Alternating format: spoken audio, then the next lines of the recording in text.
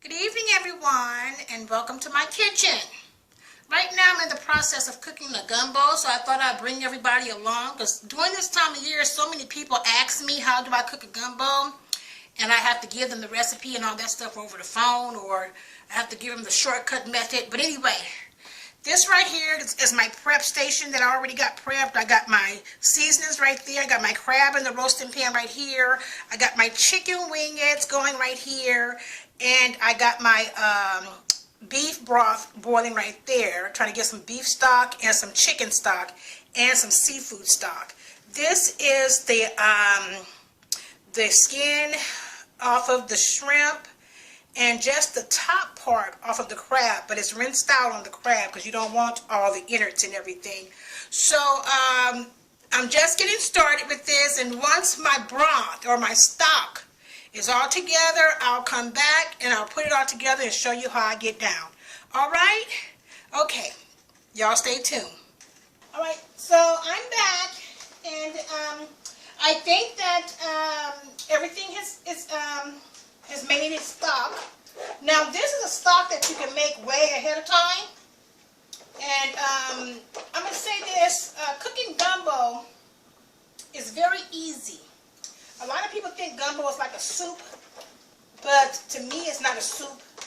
If you cook it in and it tastes like a soup, then it's not really, I don't think it's done right. My parents are from the South. My mom was from NOLA. So I'm making this gumbo the way she taught me. The only difference is I don't cook okra in my gumbo. My family, they never really ate it with the gumbo, with the okra in it. My husband, he probably, excuse me, my husband, he probably will. But the thing about it is, if I do use the okra, I will cook it off to the side and let them put the okra in their bowl as they fix the gumbo. Okay, so I'm gonna ask, come on over here so they can see this. This right here, you see how it's made of stock. I don't know if you can see it with the steam here. So it's stock.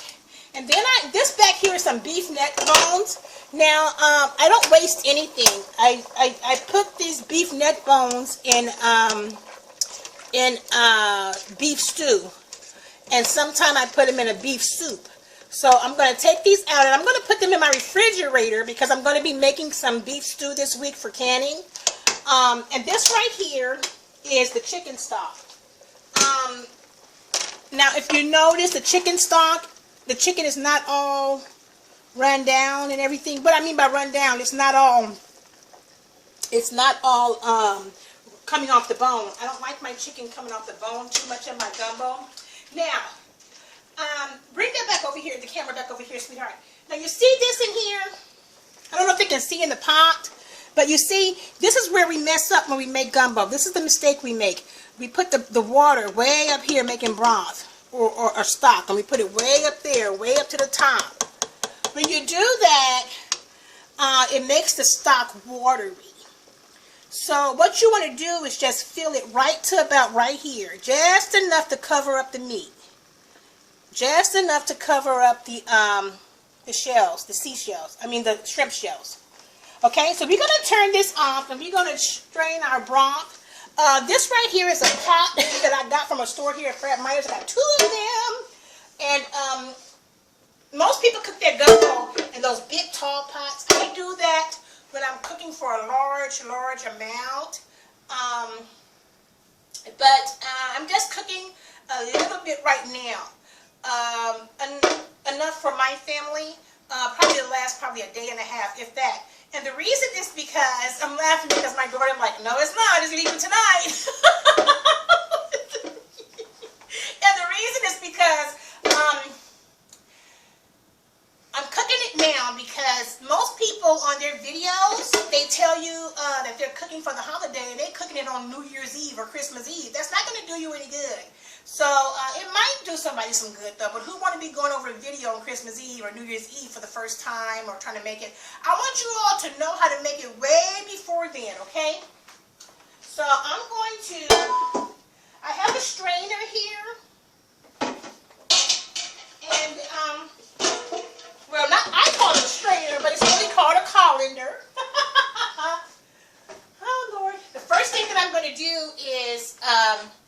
going to strain my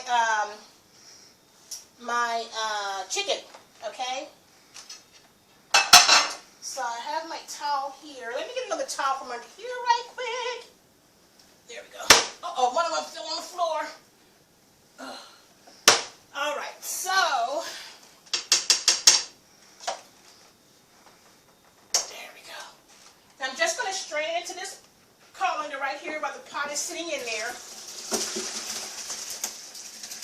Now, you don't just boil in just plain water. I did season the water with my bay leaves and my salt and my pepper. Now, you could season with a little bit of your vegetables here that you want to season with, like your celery and this and that. You could do that, but I put that in later. Okay. I'll turn off that fire there. Okay. Now, I'm just going to let the juice strain out. Yep, and I think that's enough. And I'm going to dump that back in there. I'm going to put the bay leaf in there. Okay, so I'm going to strain next. I'm going to strain my neck bones, my beef neck bones. Now there is sometimes people get beef neck bones and they use pork neck bones, but I don't use pork nowhere in my gumbo. And down in the South, they even put alligator in there and all that. This is the way I like to eat it, but it's basically the way I make it. My mom put tomato sauce in hers to make the gravy like a red gravy. I like the brown gravy gumbo.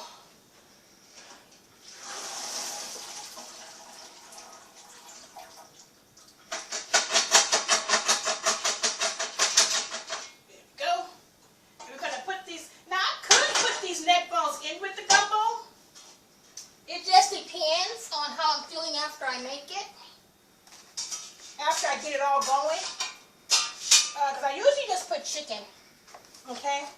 I'm going to put that in the sink. All right, now I'm going to save, I'm going to strain the, I'm going to strain the crustacean shells right now, okay?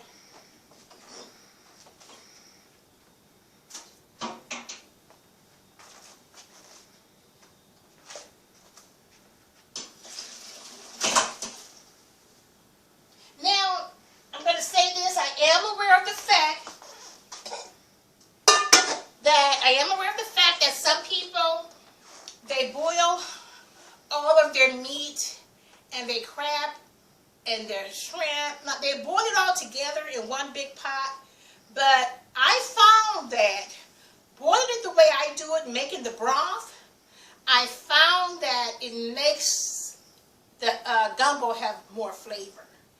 I don't put any straight water in my gumbo, never.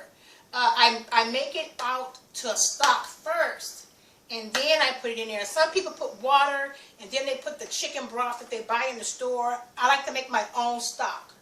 It's flavored better. So I'm just going to strain this off.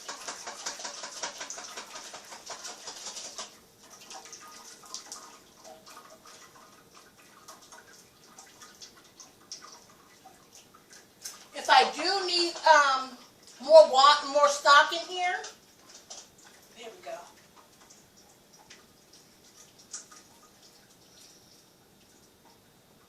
That's when I would use the stock that you buy in the store. Okay, so I want my daughter to come over here and put that on there. See how this stock is? Where's my spoon here? It's not, see that? This is some good stock. It's some seafood, beef, and chicken stock all mixed together. This is my base for my gumbo. Yeah. Now the thing about it is I can make this ahead of time and I can can it.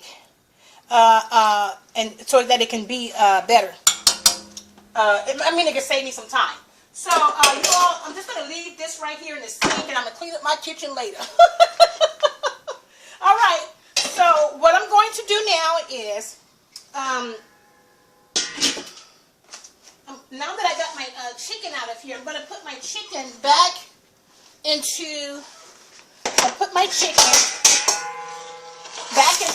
into the pot in just a minute. But what I'm going to do now is I'm going to put my crabs in there. And the crab, these crabs, I only have 2 crabs. Like I said, I'm just making a small amount. And these crabs is going to make some more stock in here as well. Okay? So I'm going to put that back into the pot. And I'm probably going to boil this crab in here probably for about a good 10 minutes before I start adding other stuff in. Okay? Alright. And we want that flavor to get all in between the shells. And get in there. Okay?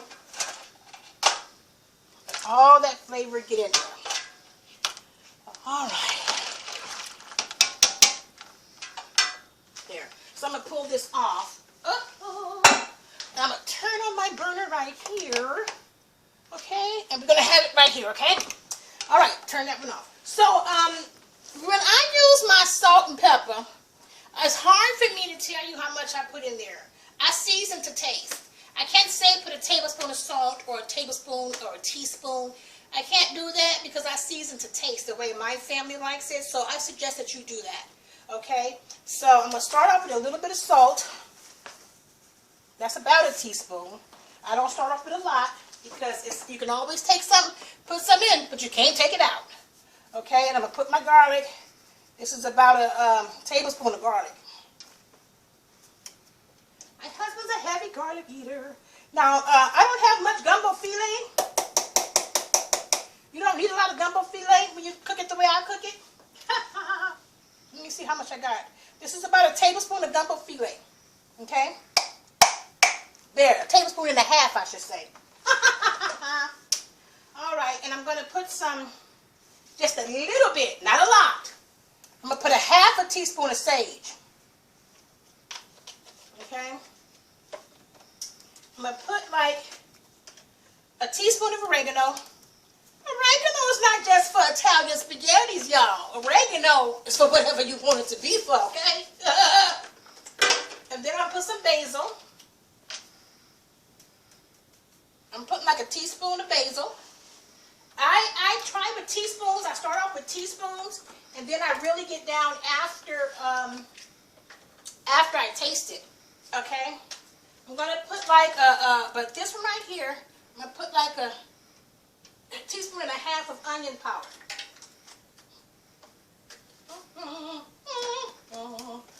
Okay, we got our parsley. I don't have a lot of parsley in here, so that's about a teaspoon of parsley, and I'm out of parsley now. I'll get some more. Don't forget your Old Bay seasonings. Most people put this in crab boil, but I put it in my gumbo too. I'm putting in a teaspoon. Okay, I'm starting off with a teaspoon. And then I have my crab boil.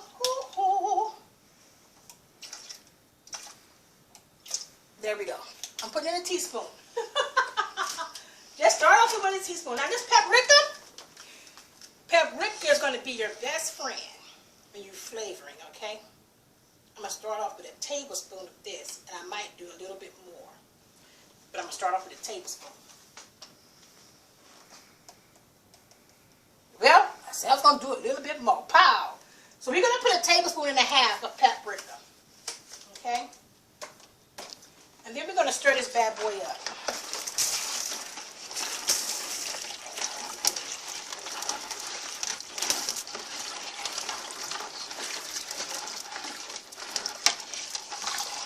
Let it stir. Gotta stir it good because you don't want any of your seasonings to clump. Okay, the powdery seasonings. Oh, I got some crab in here.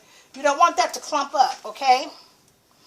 And for right now, I'm not worried about the fact that I don't have a lot of juice in there. Because usually when I'm cooking a big one, I have it all up to here. But I only have 2 crabs because I'm just cooking a little bit.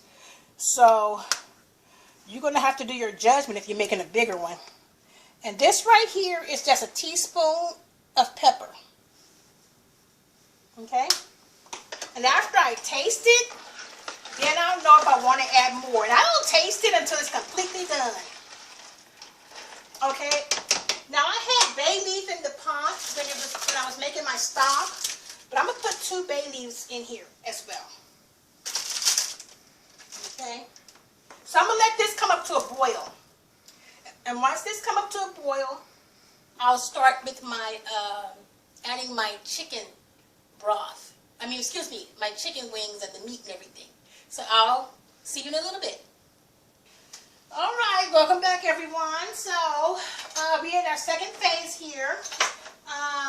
The broth or the stock has started boiling with the crab in it.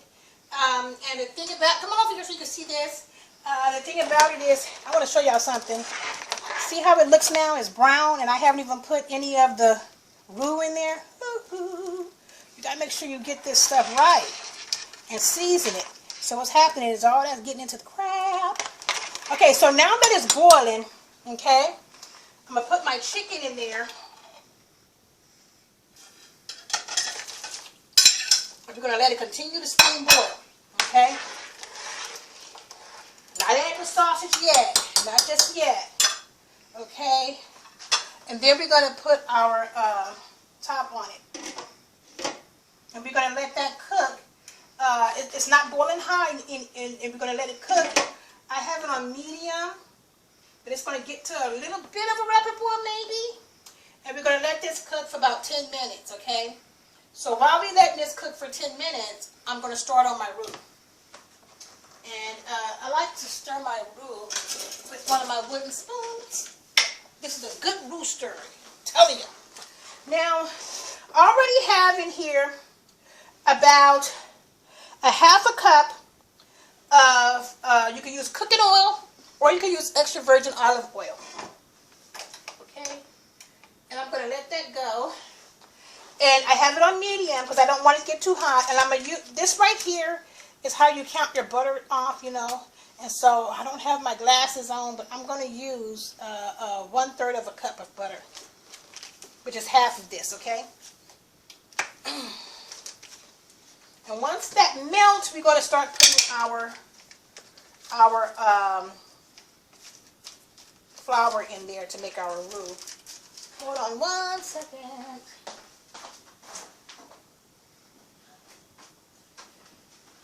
A lot of people think that making gumbo is hard, but it's not. It's just a lot of steps to it, okay? It's just a lot of steps, and it's okay. I like all the steps that they have. It's very creative. This is what you call creative cooking, I guess. But I like it. If you enjoy cooking, it wouldn't be a problem for you. Okay?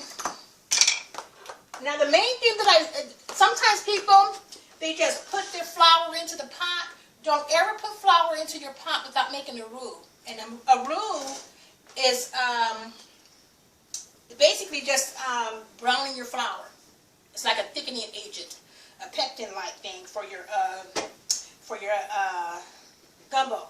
So if you do that, you're taking all the flavor out of your gumbo that you already flavored. It's going to be it's going to be bland when you put just straight flour in there. So y'all, please don't do this. If y'all do that, I'm going to need you to stop, because that's what makes the gumbo bland. Come here, Chair. You can even see the seasonings in here. All of these seasonings that I put in here, if you just put straight flour in there, it's going to take all those good seasonings out. So if you notice it's starting to build up to a boil, once it builds up to a boil, I'm going to put my see there, I stirred it down. Show them that, Chair. See there, it's boiling now. It's not at a high boil, it's just at a simmer boil. So since it's at a simmer boil, I'm going to put in my sausage. Now you got to find you a good sausage. This sausage, some people like hot links. I don't do the hot link because everybody that eats gumbo don't like it hot. They can put hot sauce in it if they want. This is an andouille sausage. Andouille. And it's like a French sausage, or it has a lot of seasonings mixed into the sausage. I always put andouille sausage in my gumbo. Now if you notice, this gumbo, this juice is not all the way up to here. Why? Because it's not a lot of water. Y'all don't put a lot of water in your gumbo. That's where we mess up, when we use all that water. So now that my sausage is in there, I'm just going to let it cook for a while. Okay? And while that's cooking, I'm going to make my roux. So, my butter is in here. If you want to use butter in your roux, I always use butter in my roux because it's good for flavoring, but don't use just straight butter. Because butter by itself, when you use just straight butter, it burns, okay? And make sure you're in the clear once you start your roux, because once you start this roux, you can't stop stirring. Don't dump all your flour in at one time. Have your heat on medium, not high, and you're going to sprinkle just a little bit. See that? That's just a little bit, and you're going to start stirring. Now, there's a strong possibility. See how it's clumping up? But it's easy to work with it clumped up. It's easy to work with while it's clumping up. If you put all your roux in at once and all of this start clumping up, it's going to be hard. You will have nothing but old-fashioned paste. And we used to use that in art back in the 60s and the 70s. That's what we used to paste our papers together and stuff. Okay. So, I think I may not use this all of this flour. I'm going to wait and see what this do. So, I had a little less than a half a cup in there, and I might not even need all that. I'm going to wait and see what this do. It's getting brown already. So, I'm going to stop stirring just for a few seconds to let the pot get some heat in it, okay? Make your roux is not hard, but if you burn your roux, don't put it in the gravy and don't put it in the gumbo. Because if you burn it, your whole dish, your whole pot of gumbo, or your whole pot of gravy, because you use roux and gravy too, your whole pot is going to start tasting burnt. And everything that you accomplished thus far is going to be gone down the drain. Okay, so I got enough room for some more, so I'm going to put a little bit more. Oh, I'm going to put the whole thing. So a half a cup of flour, okay? You don't want a lot.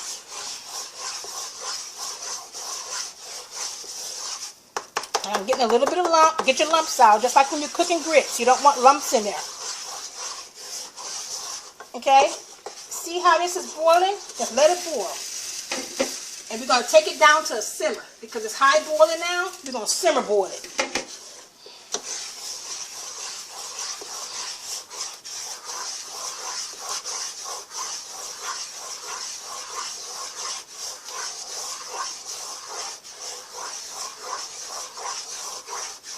So while I was waiting for my pot to boil and everything, I ended up washing the other pots in my kitchen because I wanted my sink to try to stay clear because I have to strain my rice.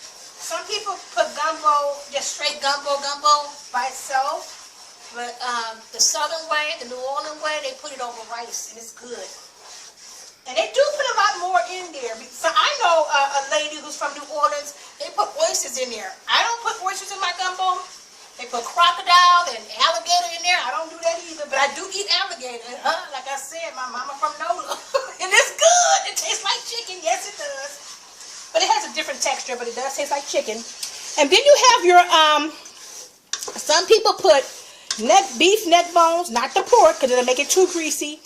Notice it's getting a little dark. They put beef neck bones in there. And another thing that they put in there, I know a lady who puts ham in hers.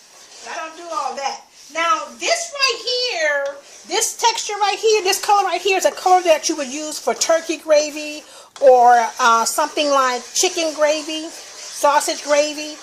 But when you're cooking gumbo, you're going to keep stirring this roux until it gets dark. You hear me? As dark as you can get it without letting it burn. Stir that roux. Stir that roux. Every now and then I stop to let heat get in the pot because when you stir in your pot, it's taking heat out. It's letting air get in and taking the heat out. But don't pause too long because this stuff, it gets there quick. So I'm going to keep stirring this roux and I'm going to keep fixing this roux. And you keep stirring your roux if you're making it along with me. Don't stop because you will burn it. And I'll come back to you all when this roux is ready.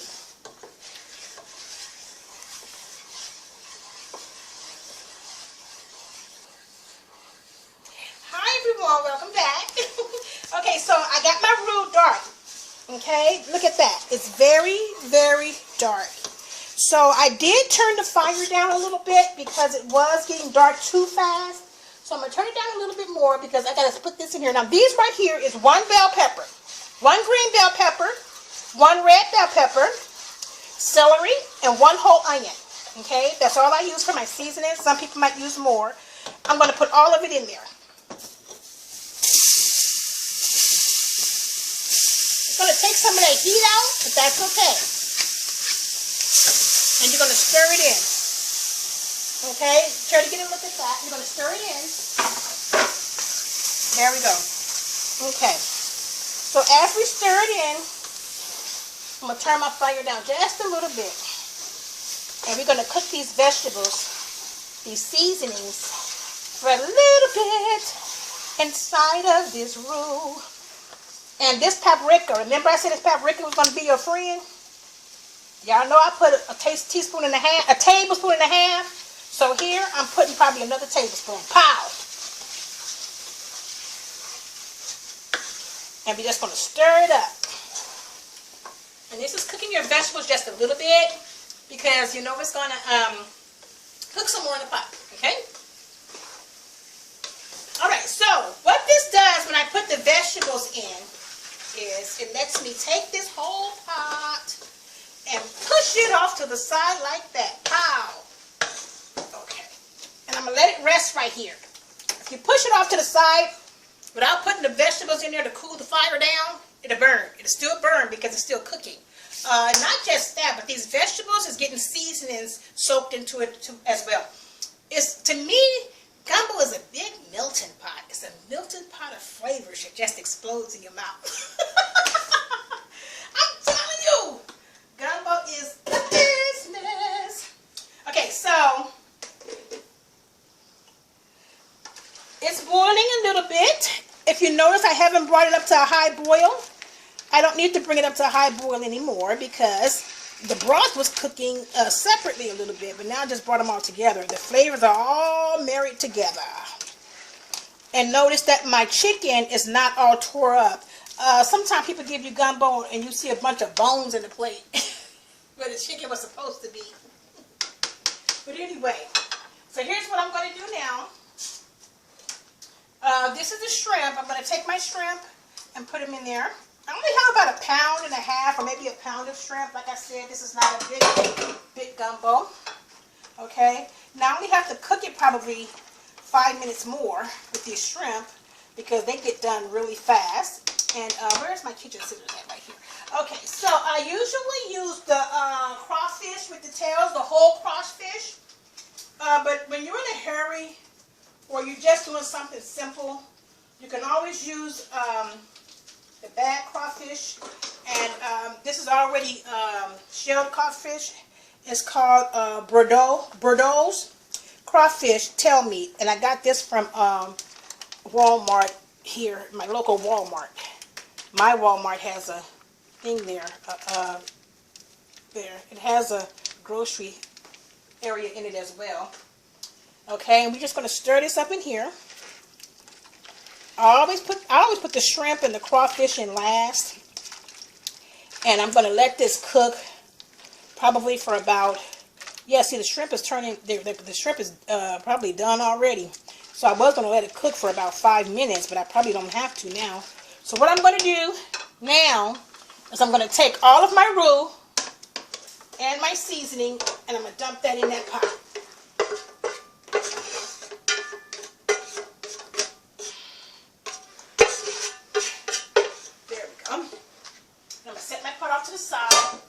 It in a little bit.